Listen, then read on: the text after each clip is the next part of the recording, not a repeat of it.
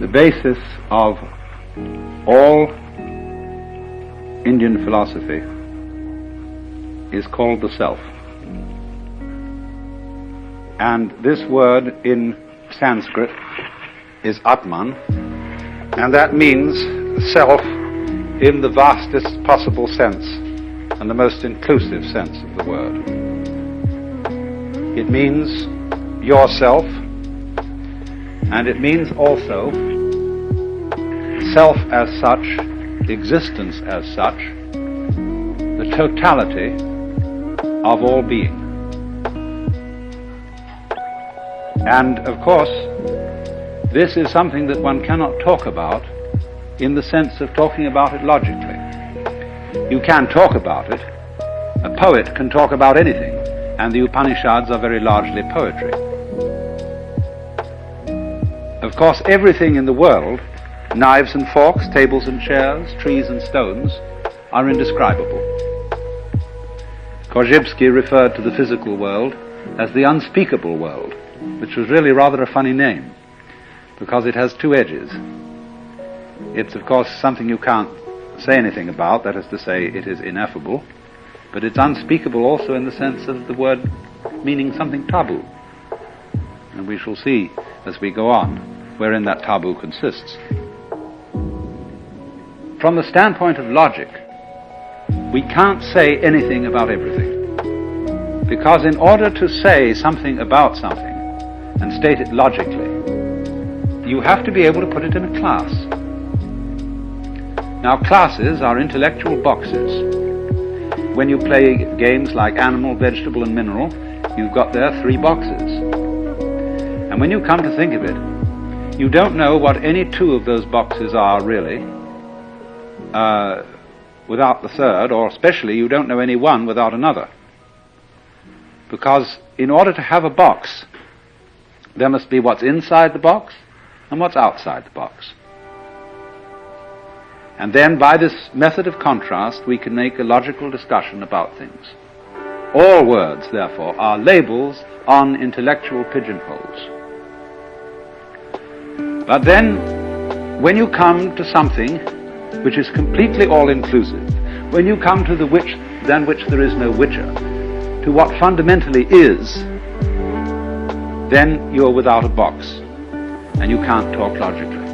Of course, you can distinguish is from is not, but only in a very limited way, as I can say, I have a pen in my left hand, I do not have a pen in my right hand. And by this, from this, we abstract the idea of to be and not to be, is and isn't. But when we consider being with a capital B, this includes not only such ises as celestial bodies, but also such isn'ts as the space that encompasses them. And these two go together, as we shall see in more detail as the time goes on. But now, a perfectly logical person would therefore say that the notion of the self, the Atman, as the fundamental reality in which everything else exists, is meaningless. And of course, from a logical point of view, it is. We won't deny that to those critics who call themselves logical positivists. But at the same time, just because something cannot be put into a logical category does not indicate that it isn't real.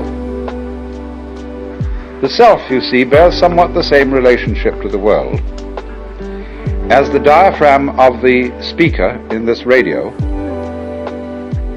bears to the music you've just been hearing.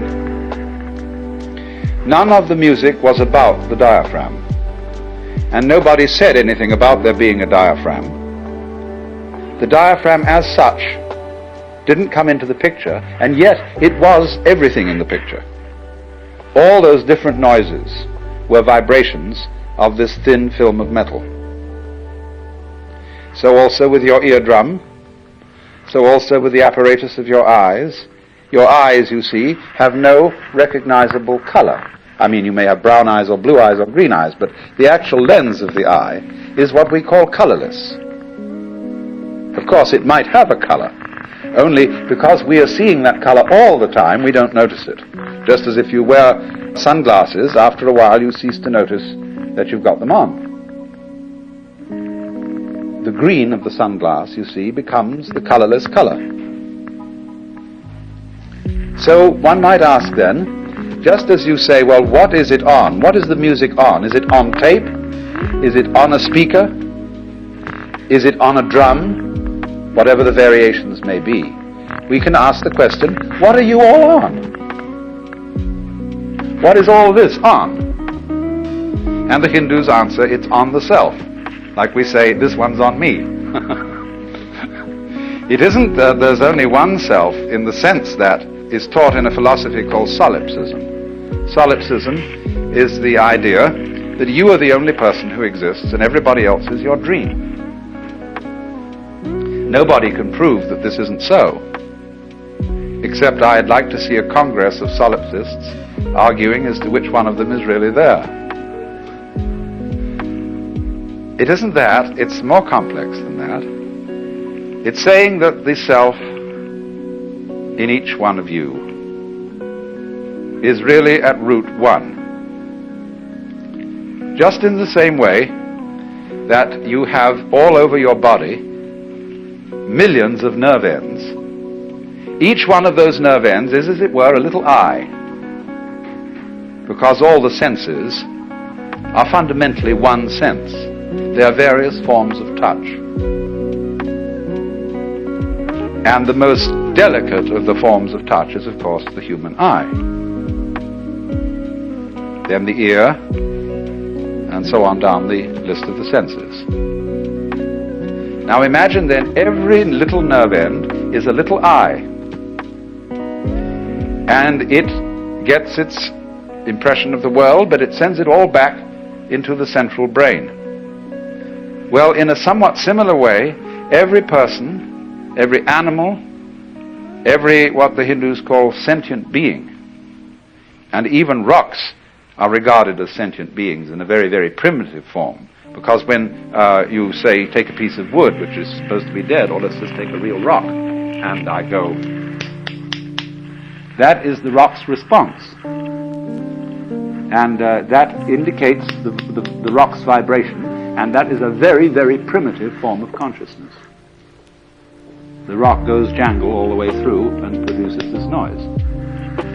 And that's its consciousness, right down to the lowest. So all those forms that we see may be looked upon as the eyes that look out of one central self. Only, of course, in the body, in the human body, we can see the connections between the nerve ends and the brain. It's much more difficult to see the connection between one individual and another.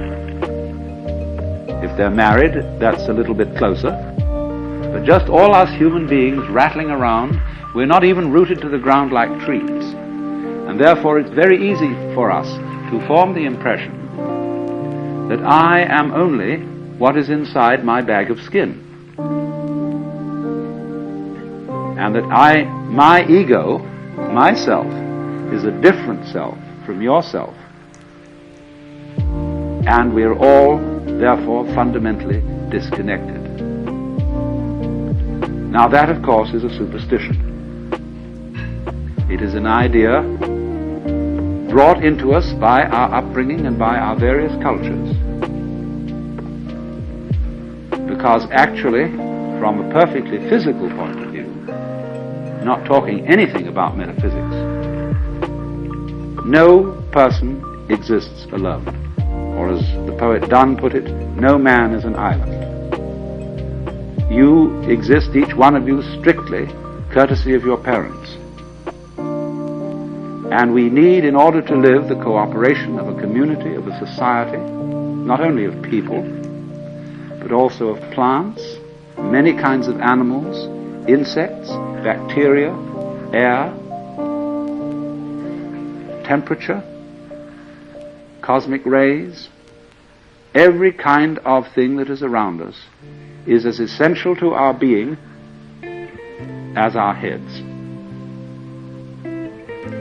You can draw little gradations of some things that are more essential and some things that are less essential.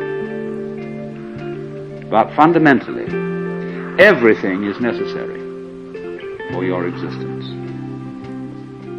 And so your apparent disconnection, the fact that you are not tied to other people with umbilical cords or some kind of wiring that gives you one mind, nevertheless we do have one mind, in the sense that, for example, all of us turn out to be approximately the same shape. 2 eyes, 2 nostrils, a mouth, 2 hands, 2 legs, and so on. A haiku poem, Japanese haiku, says 100 gourds from the mind of one vine. And so it is with people. And so it is with everything in the world. That's just from a purely physical point of view. But going yet deeper, we find that it's somehow a necessity of thought that there be some sort of a something which is the common ground of all these universes, all these galaxies.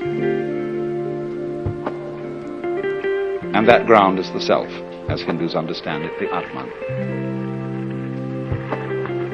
Now that's quite a startling point of view, because what it's saying is, you see, that you are basically the works.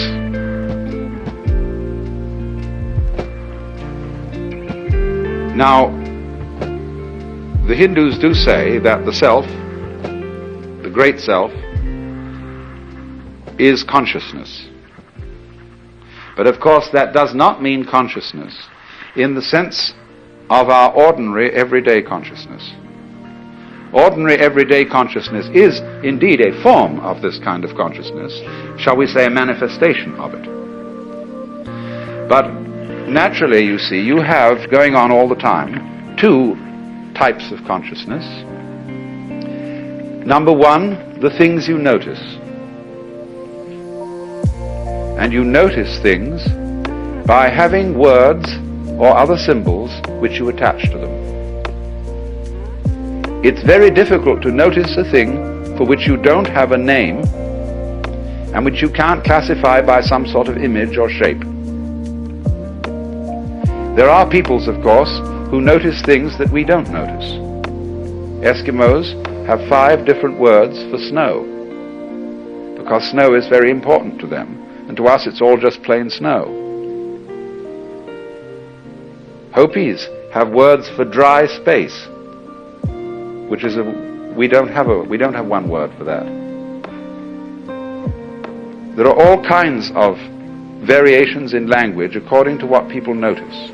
So there's noticing consciousness, which we have courtesy of notation. But then there's also consciousness which doesn't notice, but nevertheless is highly responsive. You are responding at the moment to all kinds of stimuli coming to your nerve ends, which you don't notice at all. The way you are sitting is a response to unconscious stimuli. The way you adjust yourself and move, the way your heart beats, the way you breathe, the way you grow your hair, the way you color your eyes, the way you see. You don't know how you do that. You're doing it, but you don't know how it's done. So you see, consciousness in the ordinary sense, that is, say, conscious attention, doesn't notice everything.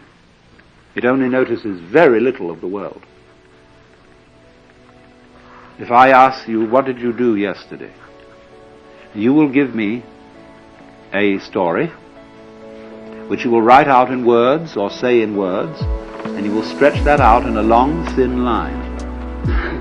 And it will be a very, very attenuated and abstract form of what in fact you did yesterday. Because you did billions of things yesterday, but you remember only a very few of them, because you only noticed a very few. So therefore, just in the same way that conscious attention is not aware of all the other operations of the body, so in just that way, we are not aware of our connection, indeed our identity, with the fundamental self. We go to sleep at night, and then we wake up, and because the physical brain is still there, we remember everything that happened the day before. But if the physical brain decomposes, then we're what is called dead. And we say, well, that's the end of that. But when the leaves die and fall off the trees, or the fruit drops, next year, more leaves, more fruit. So in the same way, when you and I die, more babies later. If the whole human race dies, you bet your life, there are all kinds of things that feel that they're human, scattered throughout the multiplicity of galaxies, because this universe is a peopling universe, just as an apple tree apples. But because we are unconscious of the intervals, we are not aware of the self with our conscious attention when conscious attention isn't operating. But still, just as you don't notice what your pineal gland, say, is doing at the moment, so in the same way, you don't notice the connections which underlie, which tie us all together, not only here and now, but forever and ever and ever and ever. The difficulty and the basic reason why we don't notice the self is that the self doesn't need to look at itself. A knife doesn't need to cut itself. Fire doesn't need to burn itself. Water doesn't need to quench itself. And a light doesn't need to shine on itself. So, this is the fundamental problem of having some sort of awareness of the self. Nevertheless, it is the whole contention of Indian philosophy, especially what we call Vedanta, that it is possible, in a certain way, to become aware of oneself in this deepest sense, to know that you are the totality. And this experience is the real substance of Indian philosophy as a whole, both Hindu and Buddhist. It is called moksha, which roughly means liberation. Liberation from the hallucination that you are just poor little me. To wake up from that kind of hypnosis and discover that you are simply something, your organism, your physical body, your conscious attention, which is your ego, that you are something being done by this vast, indescribable self, which is out of time, which has no beginning, no end, it neither continues nor discontinues. It's beyond all categorization whatsoever. And so the Upanishads say, all we can say of it positively is the negative. Neti, neti, it is not this, it is not that. Anything, therefore, you can formulate, imagine, picture, will not be the self. So when you are trying to know the self, you have to get rid of every idea in your head. It doesn't mean, as some people seem to think, that you have to get rid of every sense impression. It isn't as if you had to go into a catatonic state of total absorption. Of course, that can be done. But the full moksha, the full liberation, is when you come back out of absorption and see this everyday world just as it looks now, but see as clearly can be that it is all the self.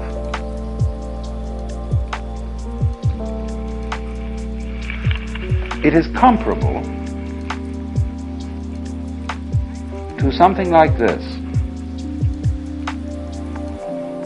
If you look at the moon, you might imagine at full moon that you were looking at a disk, until somebody points out to you that it's a ball. Now, nothing in the way of a sense impression has changed, but your understanding of it has changed radically.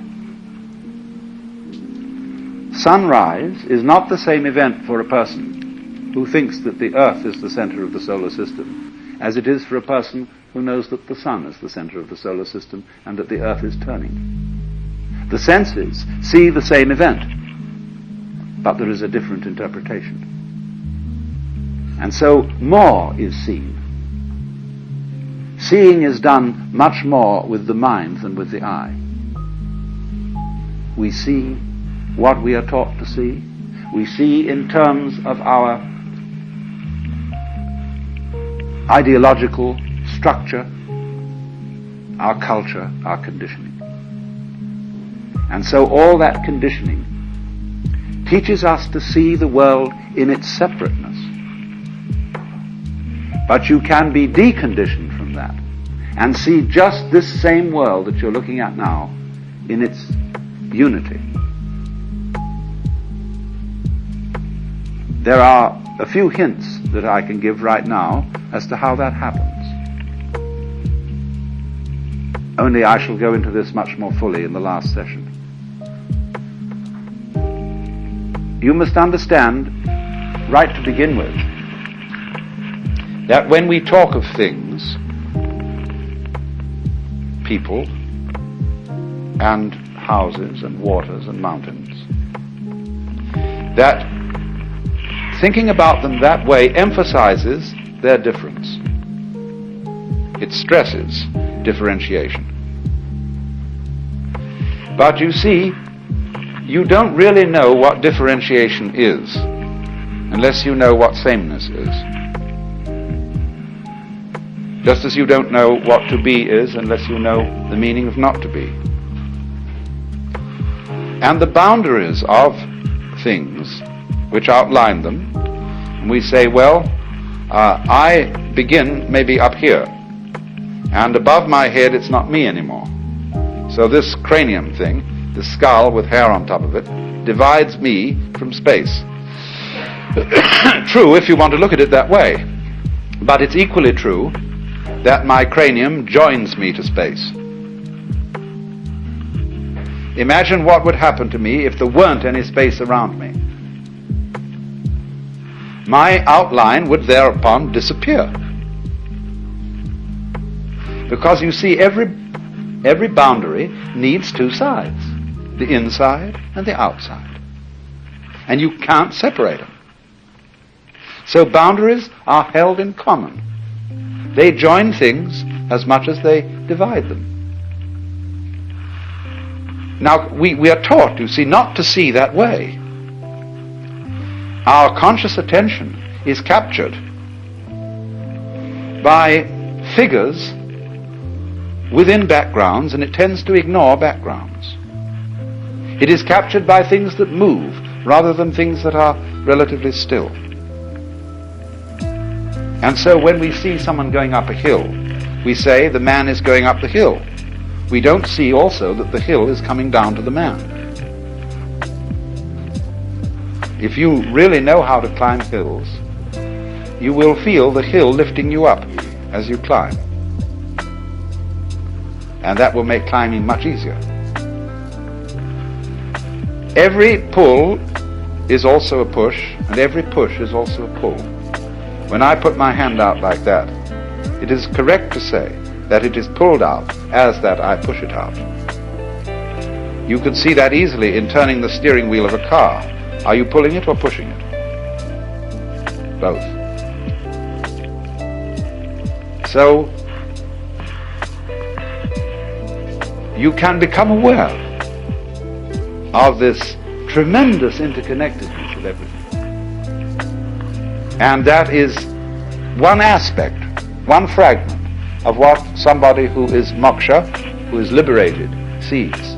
He sees, shall we say, that everything goes together. And that is, in a way, what we mean by relativity. Because relativity means relatedness. Just as fronts go with backs and tops with bottoms, insides with outsides, solids with spaces, so everything that there is goes together. And it makes no difference whether it lasts a long time or whether it lasts a short time. A galaxy goes together with all the universe just as much as a mosquito, which has a very short life. From the standpoint of the self, time is completely relative. You can have, if you scale it down, as much time between two of those very rapid drum beats as you can in eons and eons and eons. It's all a question of point of view, or, to use a scientific expression, level of magnification. Change your magnification on your skin, take out a magnifying glass, and you don't see the familiar skin anymore. You see all the pores with hairs sticking out of them. Change it again and get a microscope, and you see cellular structure. Get an ion microscope, and you see molecules. And we know by other methods of observation that it can get smaller and smaller and smaller, and that the spaces between these minute units are so vast that they're comparable to the distances between the sun and the planets in scale. So also with time. So in this sense, there could be vast, vast universes full of empires and battleships and palaces and brothels and restaurants and orchestras in the tip of your fingernail. And on the other hand, we could be all going on in the tip of somebody else's fingernail. Now, as you know, the human senses respond only to a very small band of the known spectrum of vibrations. We know through instruments of quite a vast spectrum, but we, as I say, with our senses, see only a little of it. If our senses were in some way altered, we would see a rather different looking world. We can do this, of course. We can put on special lenses to enable us to see heat. And then we see all the heat radiations coming out of people. And we say, well, I never noticed that about you before. But so in the same way, you see, there are infinitely many possibilities of vibration and of organs sensitive to those vibrations, so that there could be worlds within worlds within worlds, spaces within spaces, just like the many, many wavelengths of radio and television, going on forever and ever in all directions. The possibilities are infinite. But having senses and noticing is a selective process. It picks out only certain ones, just as when you play the piano. You don't take both arms and slam down all keys at once. You select. And so perception is a kind of piano playing. It is picking out certain things as significant, that is to say, as constituting patterns. And the whole universe seems to be a process of playing with different patterns. But whatever it does, whatever it plays, in whatever dimension, on whatever scale of time or space, it's all on the self. And the self is also known in Sanskrit as Brahman. This is a neuter word. Brahman is from the root BRH, which means to expand, to grow.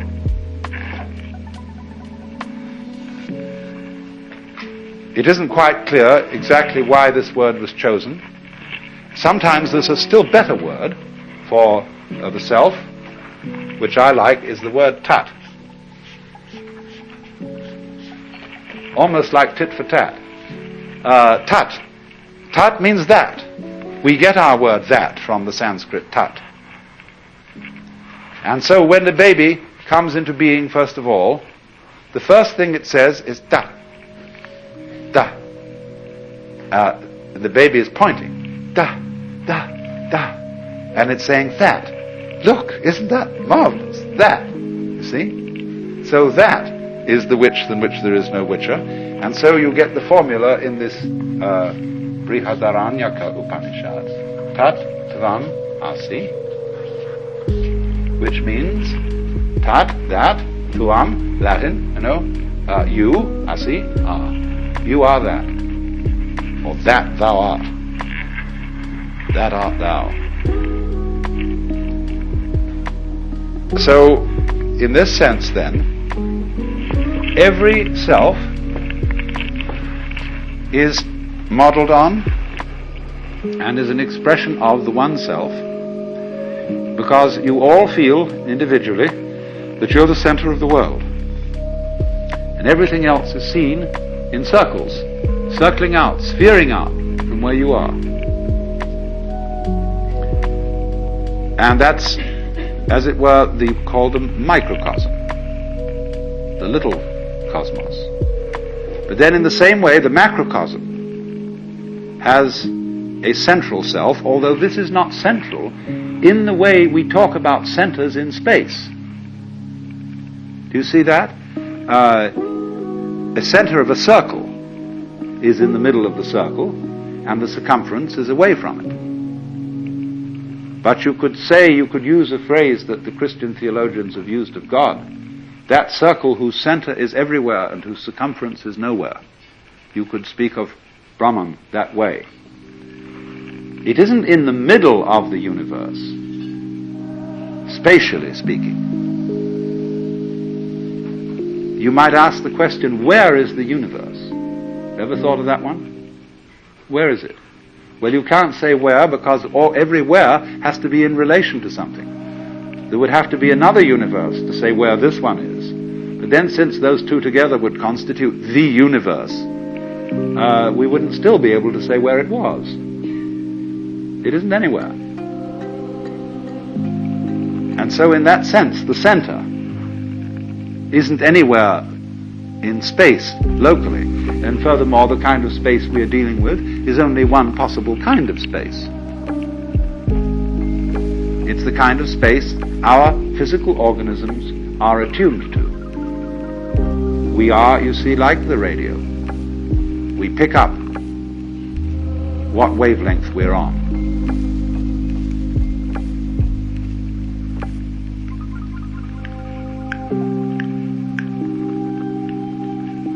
So then, when inquirers used to come to that great modern Hindu saint, Sri Ramana Maharshi, and they'd ask him all sorts of silly questions, like, who was I in my last incarnation? What will I be in my next one? He would always reply, who is asking the question? Who are you? Find out, because that's the thing you need to know. As it were, dig down into the depths of your being and say, what is this that I call I? That's one of the very fascinating questions. It teases us out of thought to think about death in the sense of going to sleep and never waking up. Imagine that. and you find you can't. And yet it's a thought that although you can't get to grips with it, it remains fascinating. Also the question, how is it suddenly that you awakened into this world? Where were you before? In Zen Buddhism they have the meditation problem, the koan. Before your father and mother conceived you, what is your original nature? And that's the same sort of weird question as what it would be like to go to sleep and never wake up. What was it like to wake up having not previously gone to sleep? It's very mysterious. But as you go on and plumb this question,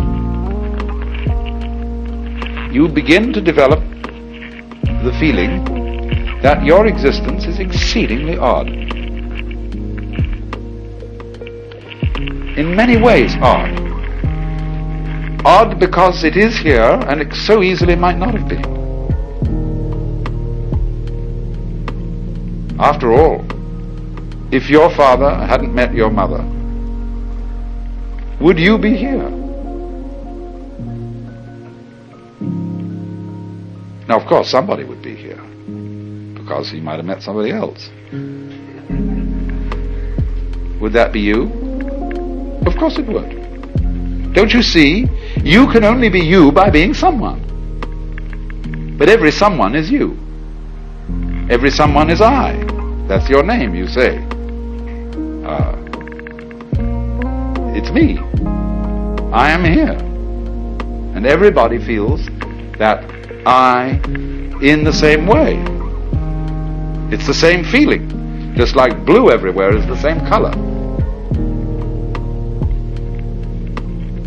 So I-ness being, as it were, the most fundamental thing in man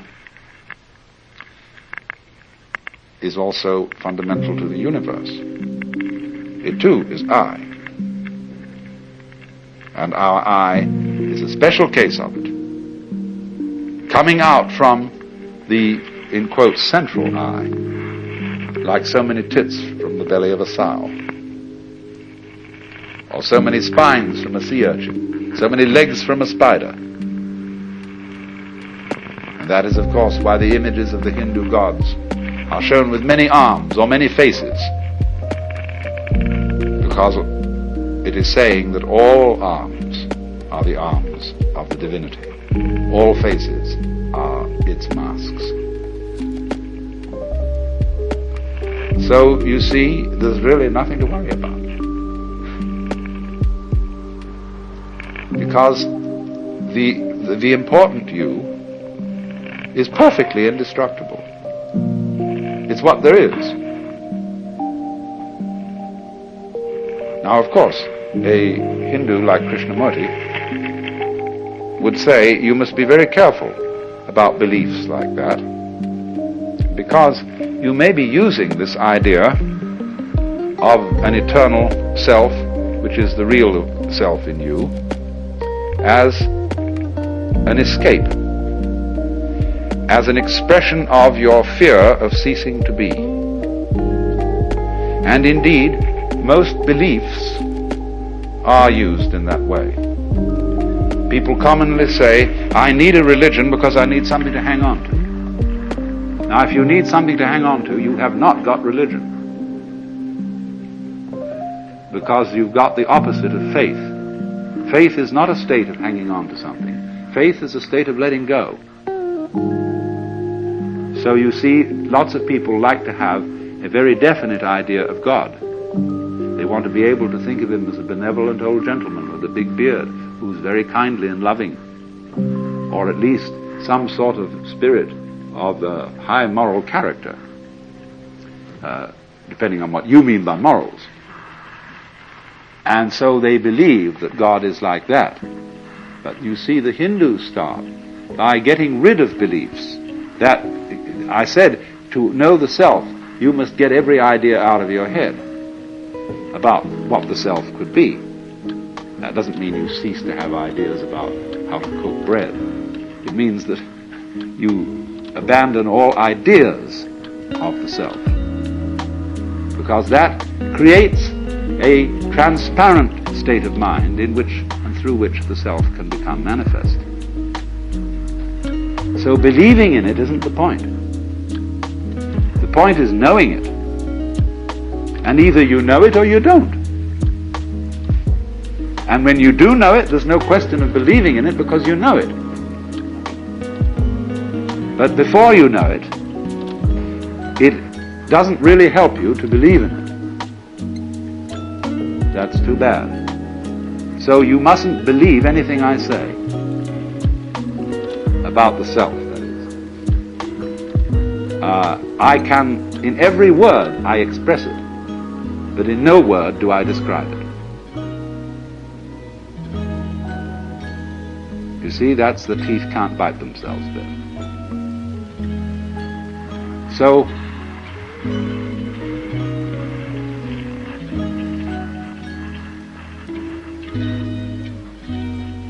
this is, of course, a comforting idea in a certain sense,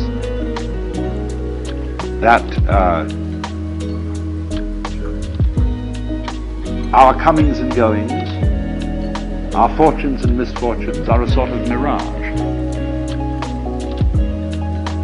As indeed they are. The more we know about them, the more we know about the world, the more diaphanous it seems. The only reason I can't push my pen through the floor is the floor is going so fast, the pen doesn't go through it. Like a revolving electric fan. You have some difficulty putting your finger through, and if you persist, you can damage your finger. So in the same way, if you bang your head against a granite wall, you damage your head. But it's because the granite wall is going so fast. Only it's going so fast in a very small area.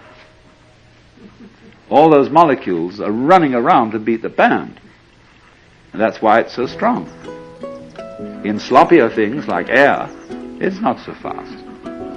And so you can get through, because you're going faster than the air. So it is. But it's all something going, and if I do that fast enough, I go from, I'm still vibrating. Only you don't hear the intervals. If I do it slowly, you hear the spaces between. But make it fast enough, and the ear is trained to notice the crests of the wave of sound rather than the troughs. But it's still vibrating. Everything's vibrating. And therefore everything in the world has the characteristics of smoke. You know, when you blow a cigarette or pipe or something and a cloud of smoke and you see it in the sunbeam, and it's full of whorls and designs and all kinds of marvelous things going on, and then slowly it disappears. Well, everything's just like that. So if you say, now there are two attitudes you can take to that state of affairs. You can say sour grapes. It's all a lousy, wretched trap. And here I am, I'm given all these feelings of love and attachment and joy of life, and then I fall apart. My teeth drop out, my eyes become feeble, I get cancer or cirrhosis of the liver or something, and then it all falls apart, and it's too bad. Therefore, don't become attached to things. Don't enjoy life. Treat it, holding it off like that, just like a very, very firm person who's been jilted and says, never again will I get mixed up with the opposite sex. Or with love, because love hurts. But on the other hand, a weaving of smoke can be very beautiful, provided you don't lean on it, provided you don't try to preserve it, catch hold of it. Then you destroy it. So exactly the same way, there's nothing in the way of form that you can lean on, that you can grasp. And if you see that, then the world of form is very beautiful. If you let it go, to love people, you see, if you're husband and wife, you must let each other go. Otherwise, the marriage is either going to break up or it's going to be hell. If you love a person, you say to that person, look, I love you, whatever that may be. I've seen quite a bit of it, and I know there's lots that I haven't seen, but still it's you, and I want you to be what you want to be. And I won't be happy if I've got you in a cage. You'd be a bird without song. So no cages around here, no balls and chains. Then you see, they love each other, and they're likely to go on loving each other. But if they wrap each other up with all sorts of ties and chains and documents and things, then they're not on a very safe basis. The very firm words of those documents belie the situation, because nobody curses and swears and kisses the Bible and all sorts of things like that if he means yes. If there's some doubt that he means yes, then he's asked to make all these rituals of cursing and swearing, signing on dotted lines, and sealed something. It indicates doubt right at once. It just does fly in the ointment from the beginning. So when the Hindu and Buddhist philosophers speak of detachment from all this apparent world of separate beings, some of them take a rather grim attitude about it, as if they had been jilted. But the real meaning is not it's not a put-down word to say that the world is a nasty thing. It's saying, really, that detachment means going with this whole thing and not resisting its change. That doesn't mean, of course, that you become totally flabby, because you wouldn't notice what change is unless there were certain interruptions in it. In other words, if a flower grew too fast, pop like that, we'd hardly notice it. It grows slowly, because there are all sorts of little tensions in it holding back. Just when you grow, or when a tree grows, the bark contains the tree and holds it in and offers a little resistance, you see. But it expands in time too. So there's always going out and holding back in change.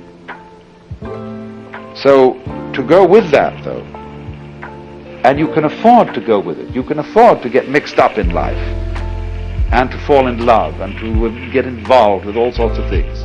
You could afford it if you know that it's an illusion. But this is not illusion in a bad sense of the word. Here's this Hindu word, crucial. The world is called Maya.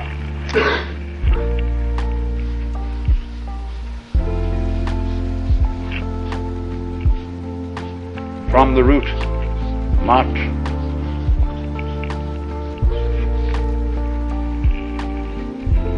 This word, Maya, yes, it means illusion. It means magic. It means art. It means delineation or measurement. So from matra we get meter. We also get matter, material.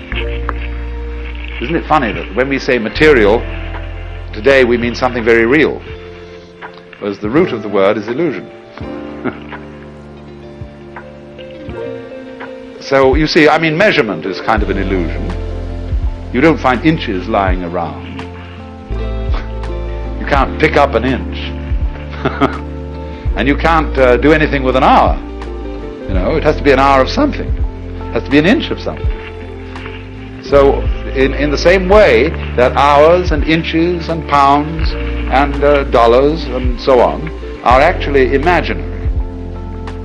They're elaborate systems of cosmic bookkeeping with their little scratches on paper, little hairlines on dials.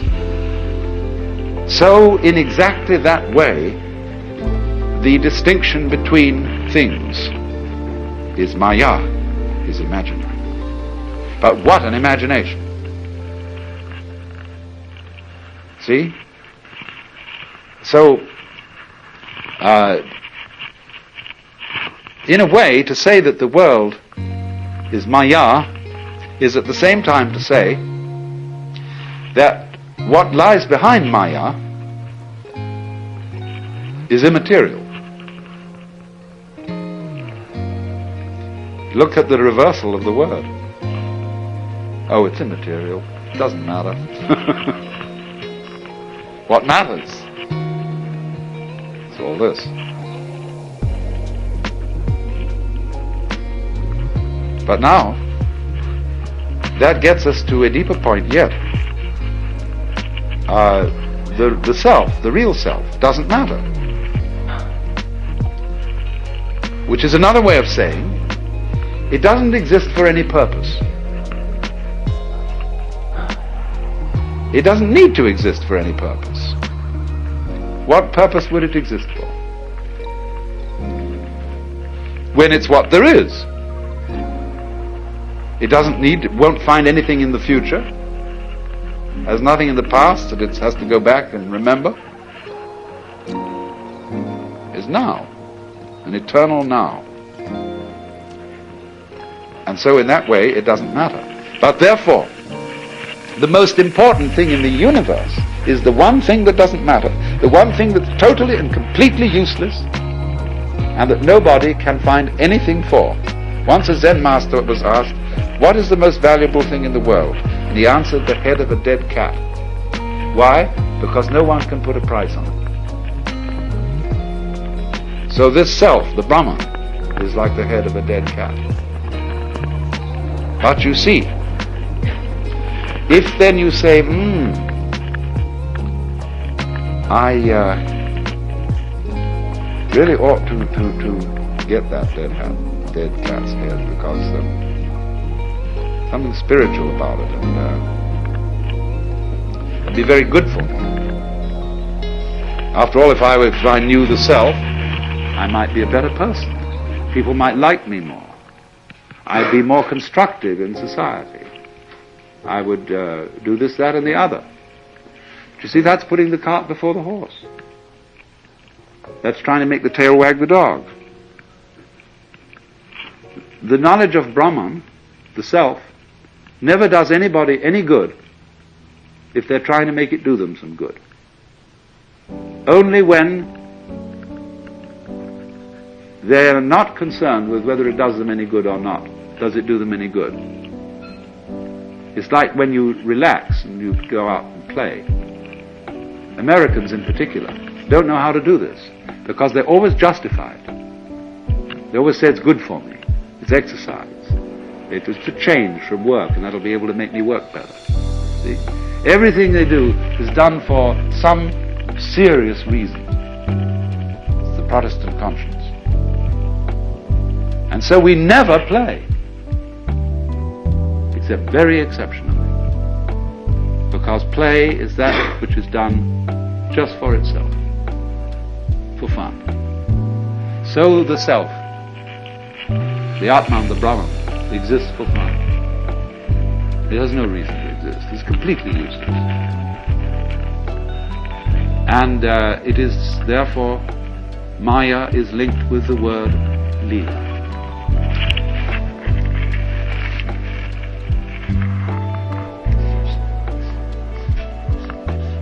Leela.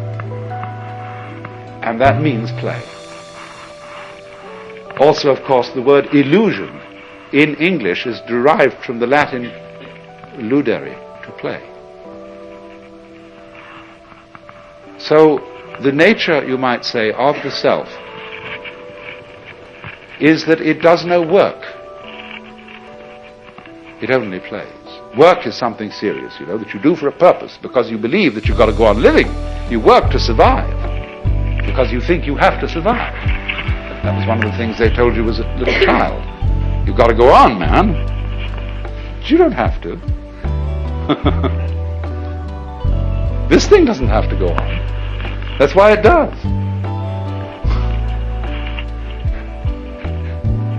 I know that sounds paradoxical, but there's so many things in life that are like that. If I'm trying to impress people, I usually don't. If you try too hard with anything, you usually make a mess of it. You have to play it. Like when you're fishing, and you get a fish on the line, You can't just drag it out of the water. You have to play that fish, gradually, like that. And so, this basic thing then is that the self, the Brahman behind the world, is engaged in play. It is in this sense that the Hindu philosophers say Brahman does not actually become the world. The meaning of that is he's playing at being it, or it's playing at being it, as distinct from working at it. And so in certain Oriental countries, when one refers to noble people of high birth, it is often said, so Lord so-and-so has died. The Japanese would say he has played at dying. Or will he play at taking a journey to Tokyo?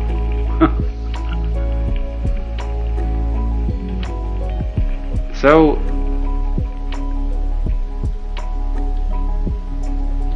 also remember this, although I've constantly used in this talk the word one to apply to the self and central, the Hindus don't use this word except speaking poetically and loosely.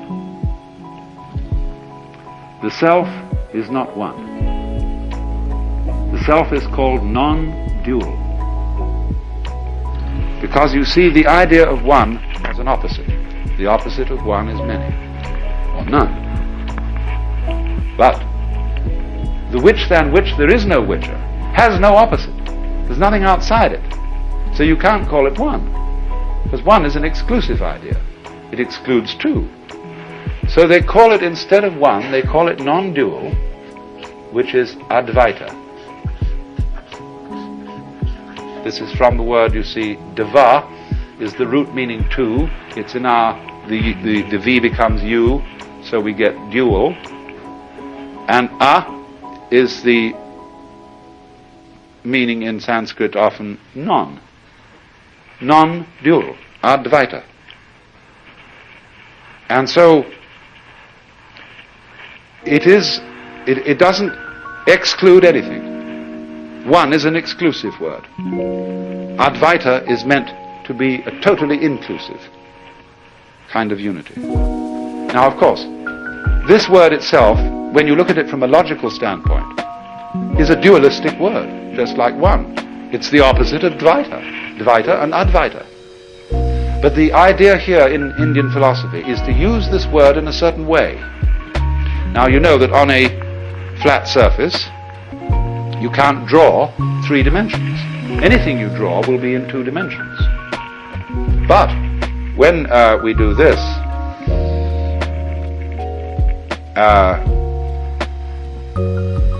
we're in 2 dimensions. Now, if I want to put that in 3 dimensions, all I have to do is this. And you see a telephone pole on a road.